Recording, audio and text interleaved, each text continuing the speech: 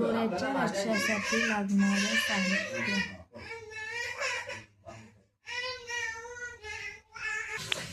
तेलावर टाकायचा कांदा असा मस्त लाल झाल्यावर त्याच्यावर टाकायचं टोमॅटो. आता त्याच्यावर टाकणार खेकडे. माझ्या मुलाला अख्खा खेकडाच लागतो म्हणून मी अख्खेच टाकलं. तुम्हाला पाहिजे असेल तर तुम्ही कापून पण टाकू शकता. बघा किती मस्त रंग आलेला आहे.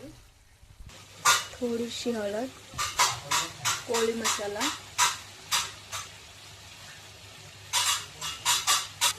चवीनुसार मीठ.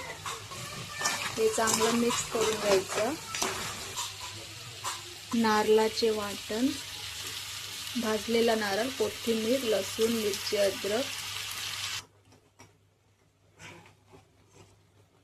त्याच्यात टाकायचं पाणी, गरम मसाला टाकायचा वरून.